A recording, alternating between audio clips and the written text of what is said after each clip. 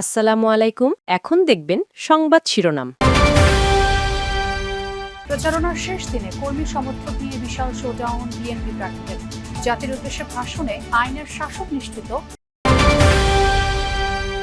নতুন আঙ্গিকে দেশ পরিচালনার প্রতিশ্রুতি 11 দলীয় জোটের প্রার্থীদের। দাবি আদায়ে আর রাস্তায় নামতে হবে না জনগণকে, বললেন জামায়াত আমির।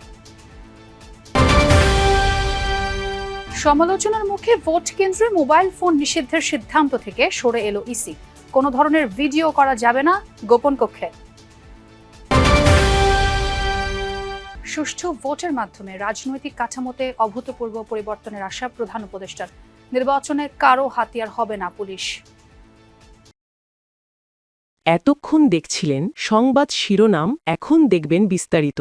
নির্বাচিত হলে আইনের শাসন নিশ্চিতের প্রতিশ্রুতি দিয়েছেন বিএনপি চেয়ারম্যান তারেক রহমান। জাতির উদ্দেশ্যে নির্বাচনী ভাষণে তিনি বলেন, সরকার গঠন করলে দুর্নীতি প্রতিরোধে সর্বোচ্চ কঠোর হবে বিএনপি। সংবিধানে ফিরিয়ে আনা হবে সর্বশক্তিমান আল্লাহর উপর আস্থা ও বিশ্বাস। 1 কোটি কর্মসংস্থানের অঙ্গীকার করে চাকরি না পাওয়া পর্যন্ত তরুণ তরুণীদের ভাতা দেওয়ার কথাও জানান তারেক রহমান। ফ্যামিলি কার্ড, কৃষক কার্ড এবং হেলথ কেয়ার চালুর কথা জানান বিএনপি চেয়ারম্যান। ভোটারদের উদ্দেশ্যে বলেন, 12 তারিখ আপনারা ধানের শীষের দায়িত্ব নিন, পরদিন থেকে আপনাদের দায়িত্ব নেবেন বিএনপির এমপিরা। বিসমিল্লাহির রহমানির রহিম। প্রিয় দেশবাসী, নির্বাচন সামনে রেখে বাংলাদেশ টেলিভিশনে জাতির উদ্দেশ্যে বিএনপি চেয়ারম্যান তারেক রহমানের 37 মিনিটের ভাষণ। এ সময় ধানের শীষে ভোট চেয়ে নির্বাচিত হলে তার সরকার কি করবেন তার বিস্তারিত তুলে ধরেছেন। তারুণ্যের প্রথম ভোট ধানের শীষের জন্য হোক। ভাষণে দুর্নীতি প্রতিরোধ, আইনের শাসন নিশ্চিত এবং সরকারকে জনগণের কাছে দায়বদ্ধ করার প্রতিশ্রুতি দিয়েছেন বিএনপি চেয়ারম্যান। জানালেন, ন্যায্য রাষ্ট্রীয় সুযোগ পাবে জনগণ। দেশে দুর্নীতি নিয়ন্ত্রণে যতটা কঠোর হওয়া যায় বিএনপি সরকার ইনশাল্লাহ ততটাই কঠোর হবে। দেশে পুনরায় আইনের শাসন প্রতিষ্ঠিত হবে ইনশাল্লাহ। সংবিধানে আল্লাহর উপর আস্থা ও বিশ্বাস প্রতিস্থাপন করা, মহানবীর আদর্শিক ন্যায়পরায়ণ শাসন নিশ্চিত করার কথাও বলেছেন তারেক রহমান। জানান, প্রশ্রয় পাবে না ধর্মীয় উগ্রবাদ। সর্বশক্তিমান আল্লাহর উপর পূর্ণ আস্থা ও বিশ্বাস, এই কথাটি সংবিধানে পুনরায় সন্নিবেশিত করা হবে। কেউ যেন বিশ্বাসী মুসলমানদেরকে বিভ্রান্ত করতে না পারে, সে ব্যাপারে আমাদের সকলকে সতর্ক থাকতে হবে। ফ্যামিলি কার্ড, কৃষক কার্ড, হেলথ কেয়ার সুবিধা চালুর কথা জানান বিএনপি চেয়ারম্যান। কর্মসংস্থান সৃষ্টি ও চাকরি নিশ্চিত না হলে ভাতার বিষয়েও উল্লেখ করেন ভাষণে। বলেন, পাচার ঠেকানো গেলে অর্থায়ন সমস্যা হবে না। বিএনপি শিক্ষিত তরুণ তরুণীদের জন্য 6 মাস থেকে সর্বোচ্চ 1 বছর। নির্বাচনী প্রচারণার শেষ সময়ে জাতির উদ্দেশ্যে নির্বাচনী ভাষণ দেন জামায়াত ইসলামীর আমির ডাক্তার শফিকুর রহমান। ভাষণে সততা, দক্ষতা ও কর্মসংস্থানের সুযোগ তৈরি করে দুর্নীতি, আধিপত্যবাদ ও চাঁদাবাজ মুক্ত বাংলাদেশ গঠনের জন্য জামায়াত ও 11 দলীয় জোটের পক্ষে ভোট চান তিনি।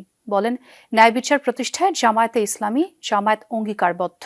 তারা ক্ষমতা এলে সব ধর্মের মানুষের মৌলিক অধিকার নিশ্চিত করবেন। প্রিয় দেশবাসী, ভাই ও বোনেরা, প্রচারের শেষ সময়ে এসে জাতির উদ্দেশ্যে বাংলাদেশ টেলিভিশনের ভাষণ দেন জামায়াতের আমির ডাক্তার শফিকুর রহমান। ক্ষমতাবানদের বিরুদ্ধে রুখে দাঁড়ানোর হিম্মত সবার হয় না। ভাষণে তিনি বলেন, আগামীতে জামায়াত ইসলামী ক্ষমতায় গেলে সততা ও ইনসাফ কায়েম হবে, সুযোগ তৈরি হবে কর্মসংস্থানের। তার বিপরীতে দুর্নীতি, আধিপত্যবাদ ও চাঁদাবাজ মুক্ত বাংলাদেশ গঠন করবে তার দল। আমরা চাই এমন বাংলাদেশ যেখানে আর কোনো দিন জনগণকে রাস্তায় নামতে হবে না। আমরা কি শোষণ, জুলুম, দুর্নীতি, চাঁদাবাজ মুক্ত রাষ্ট্র চাই?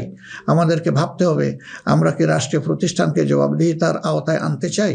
এসব বিষয়ে যদি আমরা ইতিবাচক পরিবর্তন দেখতে চাই, তাহলে আমাদেরকে আগামী নির্বাচন নিয়ে নৈতিকভাবে ভাবতে হবে। মোবাইল নিয়ে সাংবাদিকদের ভোট কেন্দ্রে প্রবেশে নিষেধাজ্ঞা প্রত্যাহার করেছে নির্বাচন কমিশন। বিকেলে সাংবাদিকদের এই তথ্য নিশ্চিত করেছেন ইসি সচিব আক্তার আহমেদ। এর আগে ভোট কেন্দ্রের 400 গজের মধ্যে দায়িত্বপ্রাপ্ত presiding officer, police incharge, Ansar সদস্য ছাড়া কেউ মোবাইল ফোন নিয়ে প্রবেশ করতে পারবে না এমন নির্দেশনা দিয়ে বিজ্ঞপ্তি প্রকাশ করে ইসি। এছাড়া দিনব্যাপী বিভিন্ন রাজনৈতিক দলের প্রতিনিধিরা যায় কমিশনে। আসে টিআইবির একটি প্রতিনিধি দলও। ভোট কেন্দ্রে মোবাইল ব্যবহারের যে নিষেধাজ্ঞা দেয় নির্বাচন কমিশন, তা প্রকাশিত হওয়া মাত্র শুরু হয় সমালোচনার ঝড়। তবে নিষেধাজ্ঞা জারির পরদিনই তা তুলে নেওয়া হয়। বিষয়টি নিয়ে বিস্তারিত জানান ইসি সচিব। মোবাইল ফোন নিয়ে ভোটাররা ভিতরে যাবেন, প্রার্থীরা যাবেন, তাদের এজেন্টরা যাবেন, তারা ছবি তুলবেন, কিন্তু গোপন কক্ষ যেখানে স্টাম্পিং হয় সেখানে করবেন না। সচিব জানান নির্বাচন উপলক্ষে 5 শতাধিক বিদেশি পর্যবেক্ষক ও সাংবাদিক আসছেন। দাবি করেন ভোট নিয়ে কোনো শঙ্কা নেই। মঙ্গলবার থেকে ডিজিটাল প্রচারণা মনিটরিং হবে বলেও জানান তিনি। মিছিল, মিটিং, শোডাউন ইত্যাদি ইত্যাদি এগুলো বন্ধ হবে। সামাজিক যোগাযোগ মানতে হবে। আমরা আশা করব যে যোগাযোগ মাধ্যমে যেন এই প্রচারণাগুলো বন্ধ থাকে। মনিটরিং এর ব্যবস্থা আছে, আমরা এখানে করি। এর আগে নির্বাচন কমিশনে যায় 11 দলীয় জোট ও ইসলামী আন্দোলনের প্রতিনিধি দল। মোবাইল ব্যবহারে ইসির বিধিনিষেধের সমালোচনা করেন তারাও। এছাড়া সিইসির সাথে বৈঠক করতে যান কাদের সিদ্দিকী ও সাদেক কায়েম। এই নির্বাচনে অংশগ্রহণমূলক হয়ে উঠছে না, এটা সত্য, কিন্তু পরে হবে।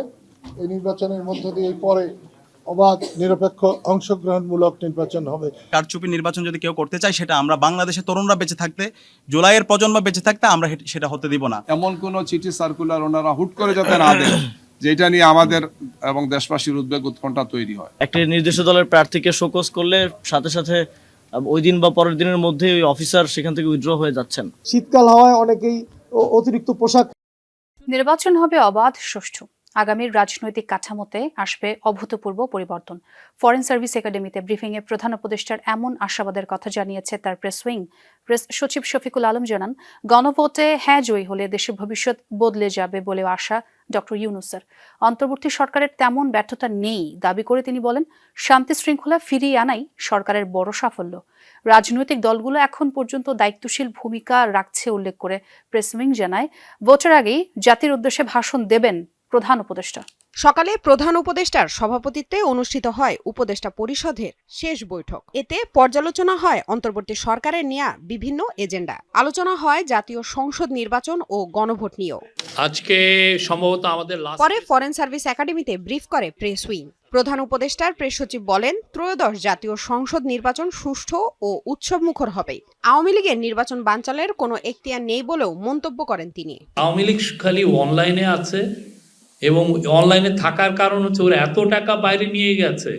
প্রেস সচিব জানান, প্রধান উপদেষ্টার আশা গণভোটে হ্যাঁ জিতলে এবার দেশের ভবিষ্যৎ বদলে যাবে। উনি বলেছেন যে এবারের নির্বাচন সুষ্ঠু এবং শান্তিপূর্ণ হবে।